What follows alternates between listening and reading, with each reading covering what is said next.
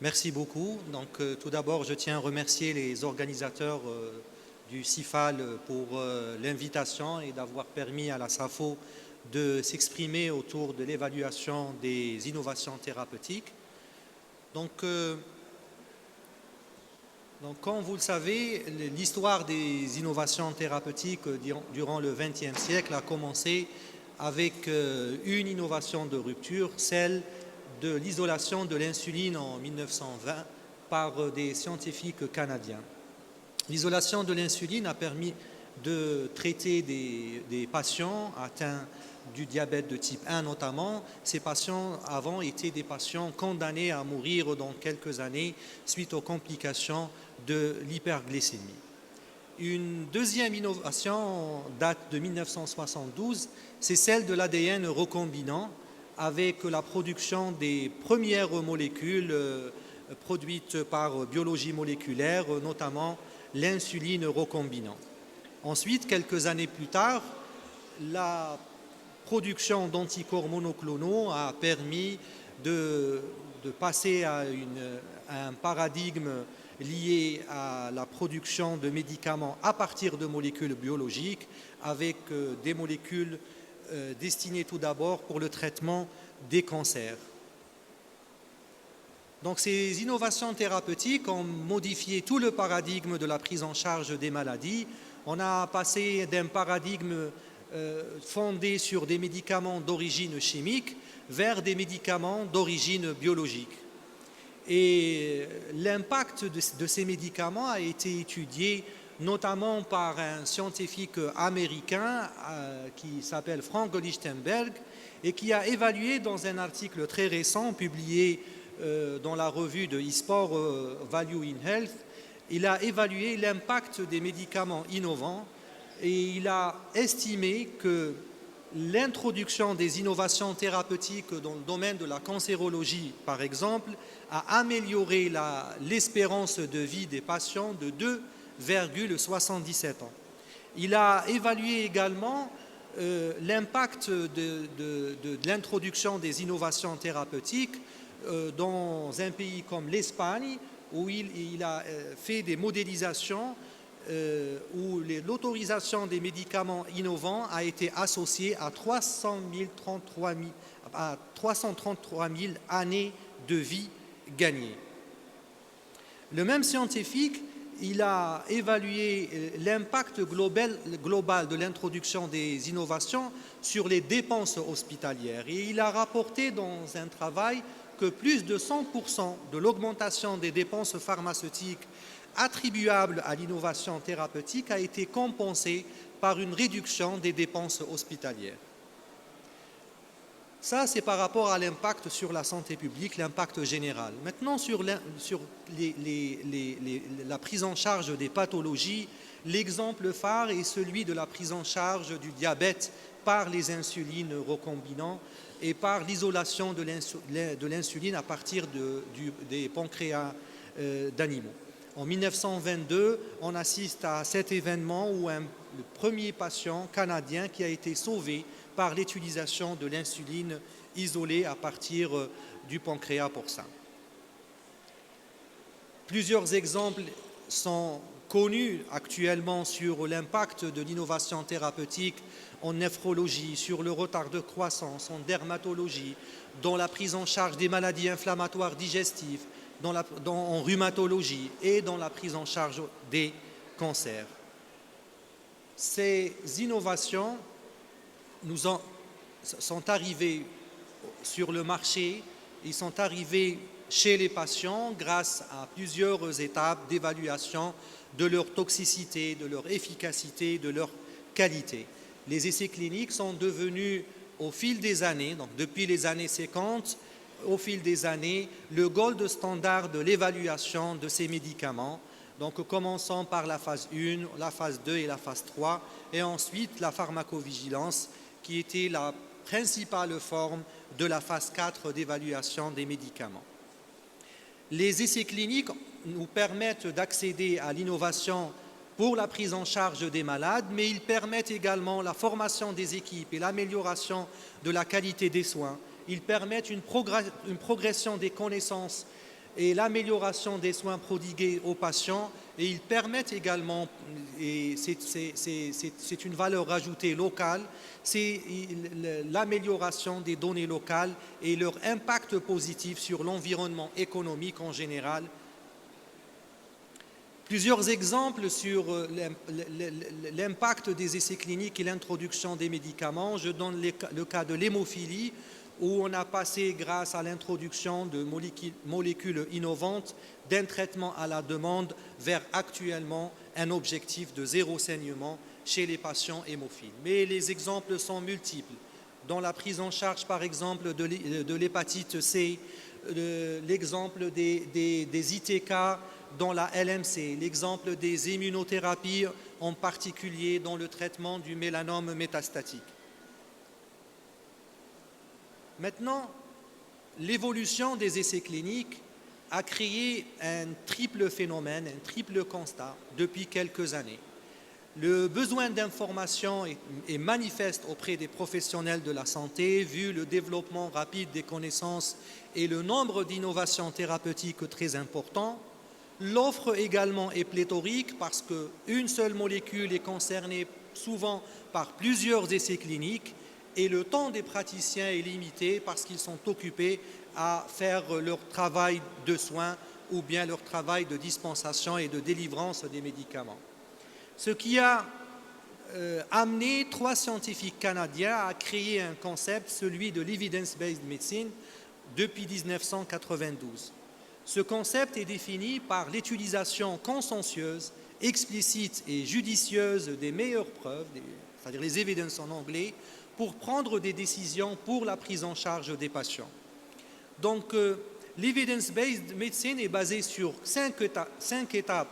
Donc, pour avoir une information pertinente par rapport à l'utilisation des médicaments en général et des innovations thérapeutiques, on doit passer par 5 étapes: élaborer une question de recherche pertinente, chercher les preuves scientifiques, lire les travaux scientifiques retrouvés d'une manière critique, les appliquer sous forme de guidelines et de recommandations, et enfin évaluer ces guidelines et ces recommandations.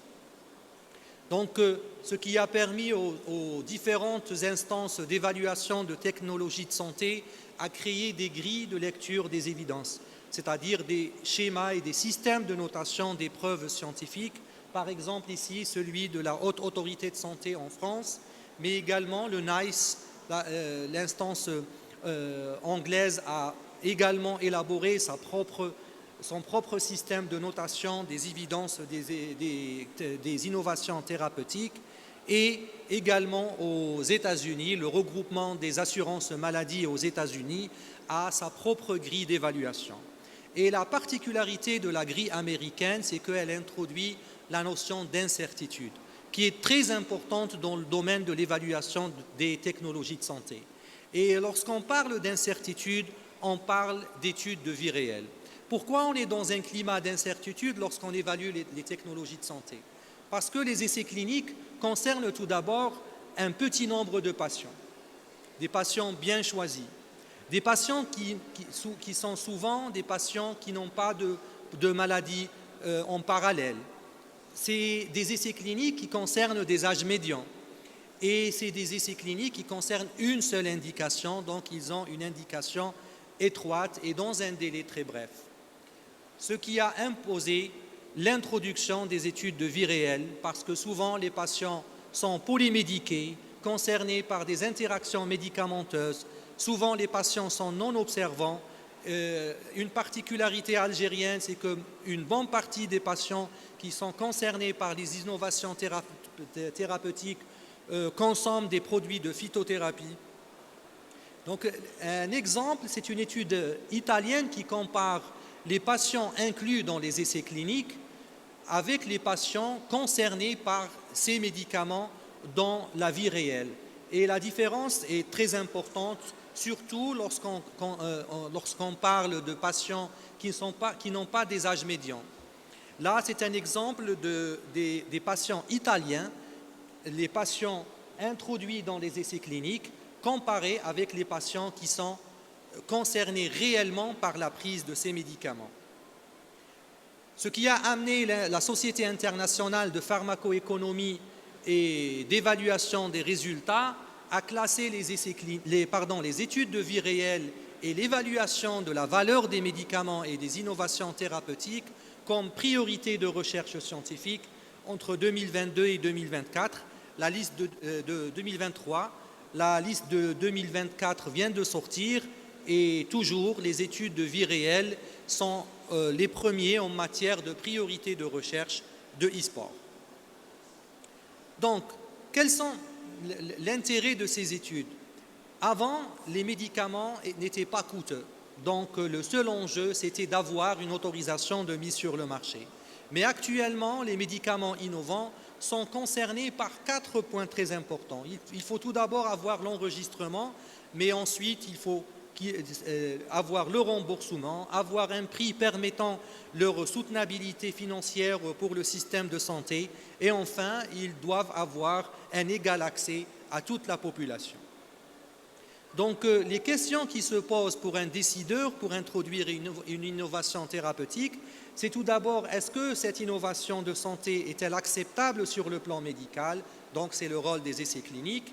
Est-ce que cette stratégie de santé apporte-t-elle quelque chose sur le plan médical par rapport aux autres solutions existantes?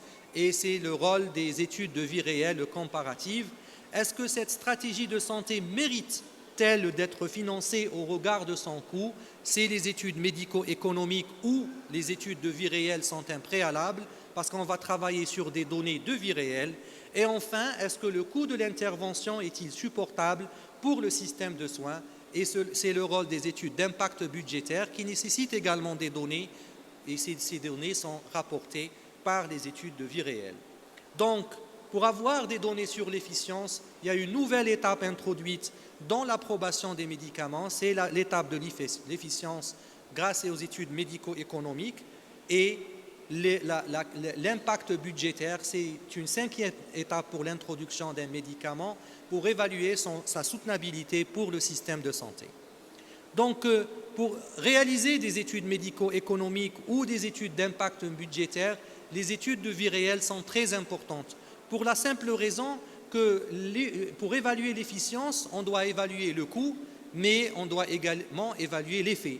L'effet, il est évalué en matière d'effets économiques, c'est-à-dire le nombre d'hospitalisations évitées, par exemple, la productivité de l'employé. Il peut être évalué comme des effets cliniques, la guérison, la réduction des symptômes, la diminution de l'incidence des morbidités, la diminution de la mortalité.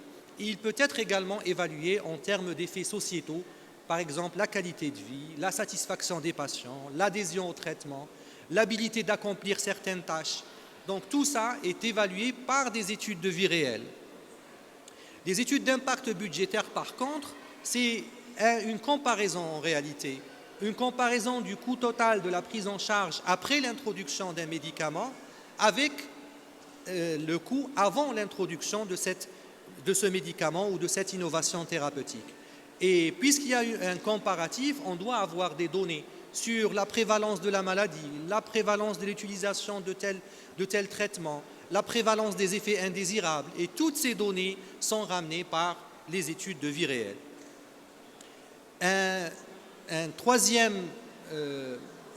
impact de ces études, c'est les contrats de partage de risque. Donc la loi de finances de 2016 a introduit ce qu'on appelle les contrats innovants ou les contrats de partage de risque lorsqu'il s'agit de médicaments coûteux.